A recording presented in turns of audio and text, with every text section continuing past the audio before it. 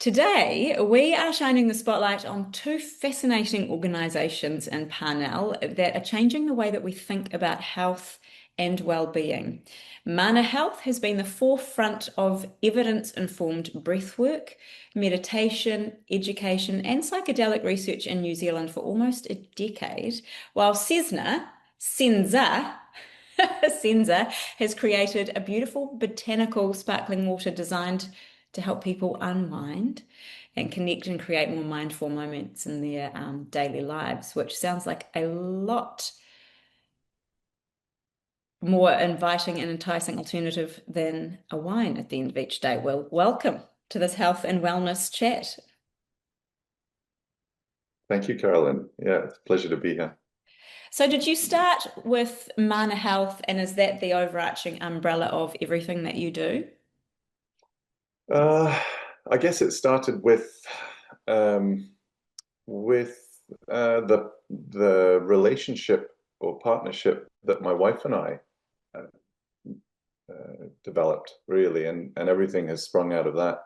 So Naima, unfortunately, couldn't be part of the call today because she's teaching, and I'm sitting in Mana right now. Um, Yeah, my background is in medicine, so I studied uh, medicine in Sydney and then trained in palliative care and was always interested in the evolution of consciousness. That's actually my area of academic and I guess life interest. If And that's I'm a new phrase to somebody watching, how would you describe what the evolution of consciousness even is? uh, Sounds great. I don't think we have enough time really to. You can't put it Yes, in a bullet it's point? the evolution of consciousness is an interesting. I mean, it's fascinating. It's what it sounds like. It's how did we as human beings evolve uh, self-awareness, evolve higher thought, um, evolve these spiritual concepts that seem to be the I guess the touchstones for reality for us. And it's incredibly complex. And often, my background before medicine was in anthropology. So, really, the biological and physical evolution we have some good idea of, but it is a complete mystery how we evolve these big brains that can now create Zoom calls and discuss incredible concepts. But so I was saying, I mean, my background is very much in that mode of inquiry, and Naima's background has been in really the embodiment of that through yoga, breathwork, meditation, and so the combination of I think when we first met, I said to her, "Do you want to start a health center in the South Pacific?" And this was in London back in 2004.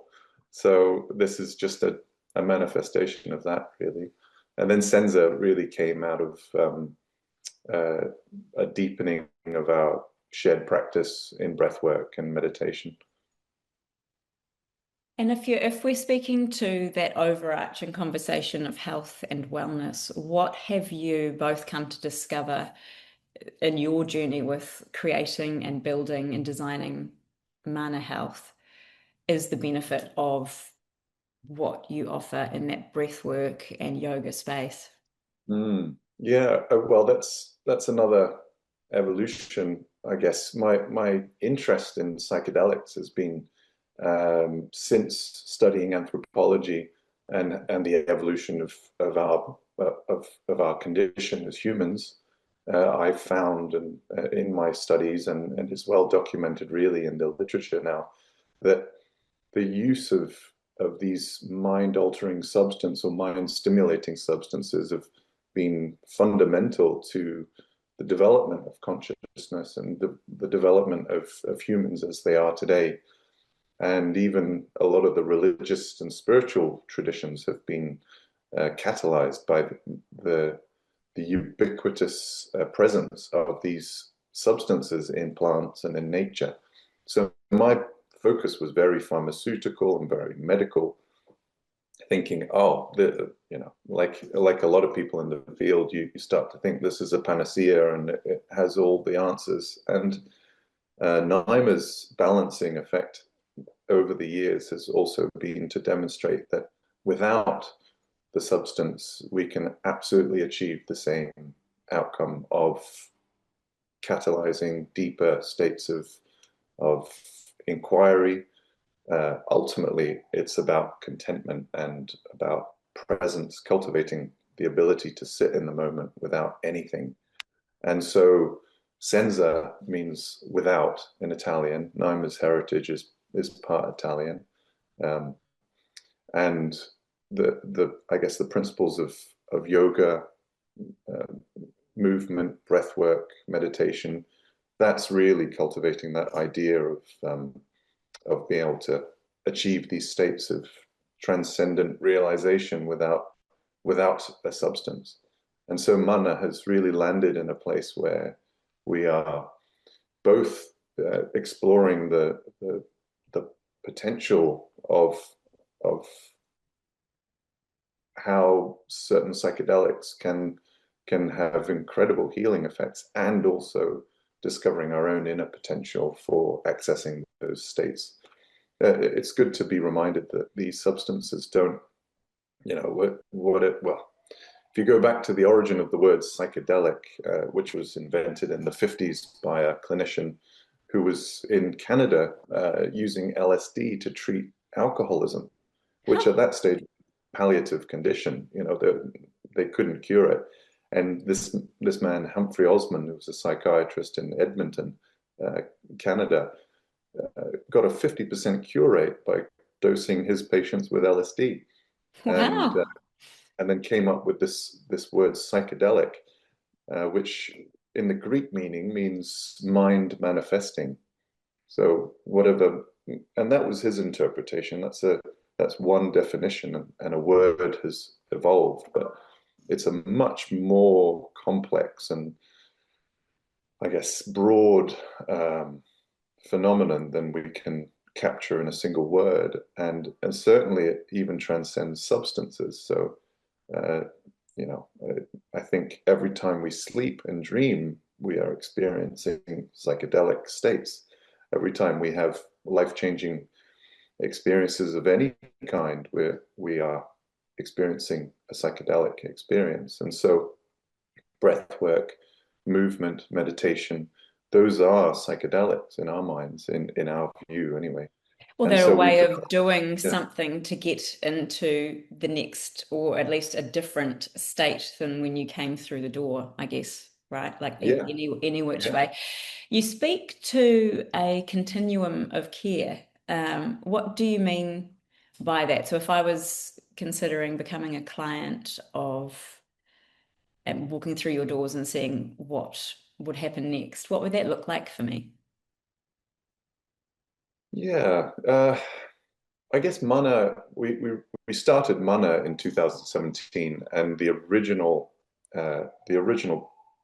catalyst for that was to to heal the healer, actually. But that was the phrase I coined, or to care for the carer, coming from medicine myself and experiencing burnout, and seeing and witnessing the burnout that's pervasive in healthcare.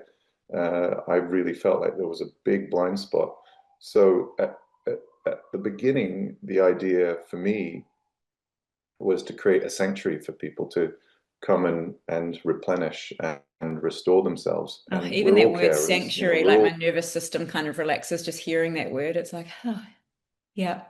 yeah, it's as simple as that. So it's creating a space that just does the work, and then creates opportunities for people to explore through engaging in movement, awareness of their movement, awareness of their breathing, awareness of their mind. Mm. And so through over the years, we've developed this method called body breath mind, BBM for short, and it really captures the essence. It is the practice that space of being fully present, and it's as simple as that. You don't need to overcomplicate it or overthink it or overdo it. It's Mm. just how do we get to a place of relaxation and peace where we can be fully present. So with the offering of mana, am I able to just walk in and do one breathwork class, or is it a bit different in that I'd walk in as a client and let you know what I was hoping to achieve in the next little while of my life, and you'd take me on a Mhm. journey? Or is it a timetable that I can just go, okay, well, a Tuesday at 1 o'clock, I'll go and do a class? Yeah, oh, it's both. So we've we've got, I guess, multiple arms, but the core aspect of mana is that it's an open center for people in the community, in the Parnell community, to drop in and uh, do a yoga session, do a breathwork session, do a meditation session to have that experience. We're slowly ramping up our capacity. So the ideal is that we do a body, a breath, and a mind session every day. So there are 3 sessions Oh, I available, love that. um, and and then we're also in the process of opening a little cafe at the front of the clinic to just encourage that community experience. I mean, it's nothing new. I think all the wellness centers probably have some aspect of that.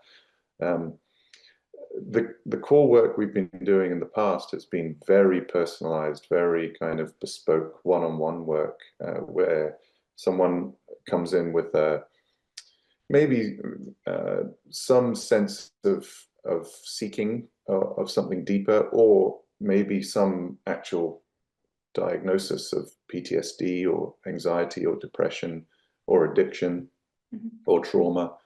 And then we start a dialogue, and it's both treatment and education simultaneously, and training as well. So the classic, and so that's more the psychedelic treatment path, where Yeah. the classic uh, treatment algorithm is 2 or 3 sessions of preparation, where we go very deep into whatever the cause may be, and then also do some teaching and learning around body, breath, mind practices to help with self-regulation, to help stabilize the field. And then after those 2 or 3 preparation sessions, a treatment session with a legal psychedelic. And the field has changed dramatically since we started all of our clinical I would research. We've have. Yeah, I was just going to say it's something that I mean, I've got conversations around me in the health and wellness space, and there's some that are I guess, incredibly comfortable and forward thinking and excited about the word psychedelics and the use of mm, for the benefits of the mind, the body, the momentum of the human mm, experience on the earth and the expansion of our minds. And then there's still a bit of a side of it where some hear that word and get a bit like, so having this conversation is wonderful in any way, shape, or form for both sides of that coin because it can, I'm assuming with the breath work and there's people that can come in to you seeking, which is a wonderful way mm, to word to use, and mm, then they can be led through to whatever their comfort level capacity is. So it might be that the journey is towards that psychedelic experience, or it could be that they've got that body, mind, breath work with you guys that they can then, I guess, use in place of if that's not a comfort spot for the rest of their yeah. lives. So it's lovely that they work kind of together and alongside each other at the same time. Yeah, you've nailed it. And ultimately, that is, I mean, there's no highest ideal. There is no right way. It's just um, whatever really we can fully integrate into ourselves is is probably the most appropriate way to go forward. Yeah. Often, a psychedelic experience is so overwhelming, especially if we haven't done the preparation for it, that then integrating it into our lives and making meaning is an incredibly difficult thing. So, hence this need to actually be quite cautious, not in a neurotic or frightened way, but to be fully aware going in.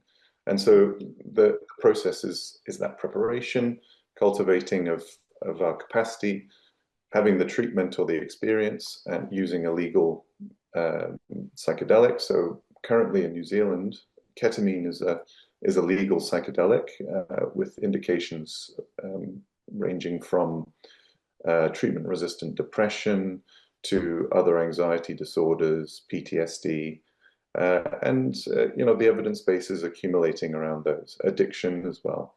Ketamine's been around for a very long time and is a WHO, essential medicine. It's incredibly safe, but is a powerful psychedelic.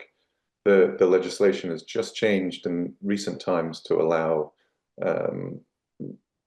prescribers to prescribe psychedelics such as MDMA and psilocybin for specific conditions within specific protocols. And Right. I think we've been part of that process of sensitizing the Ministry of Health and through our clinical trial work to demonstrate the safety and the expertise that is present in New Zealand around this. Such So fascinating, I guess, movement in the health and wellness space, and we're so lucky to have you in Parnell. yeah, we've been here for 10 years Yeah, and just slowly exactly. away and feeling, very much part of the community. And so it'd be nice to see this progress and continue to evolve. It's not a set vision. Well, there's an overarching vision which is, bigger than a health center and bigger than a wellness drink product.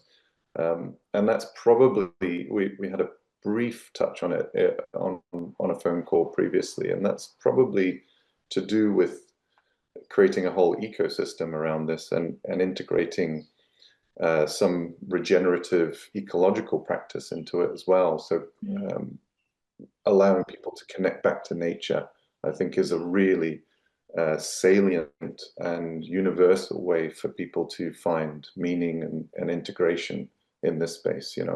What The I'm hearing broad is a breathwork approach. practice day in Herd Park, perhaps at some stage, hosted by you guys. Yeah, maybe, yeah. Yeah, or I We'll mean, talk. we're spoilt for choice. We're Yeah. spoilt for choice in terms of parks in Parnell. We've got the Domain just there. We've got Scarborough Terrace. We've got Albion and Herd Park. So it's incredible. And yeah, definitely being in nature, planting a tree, getting your hands into the soil, understanding the big picture of how we can regenerate both nature and agriculture and how we create our food and our medicine as a fractal of how we also can regenerate ourselves Yeah, and it's a heal really big ourselves. conversation, isn't it? And where does it start and where does it end? And the fact is, it doesn't either start or end. It just is and it continues, right? Hey, Will, thank you so much Exactly. for joining us for our Health and Wellness Month. And I think it's definitely interesting to get to learn the ins and outs of our health and wellness community. I mean, we all walk around Parnell all the time and we see, kind of behind or through, but if we don't actually get the conversations going and encourage people to walk in, then we don't know what we're missing out on Mhm. in that space. So thanks very Well, much for joining us. thank you for your effort in this, and looking forward to welcome you here and the rest of the community. We have Wednesdays at 1 p.m. free drop-in meditation sessions for anyone in the neighborhood. So look forward to meeting everyone when they arrive.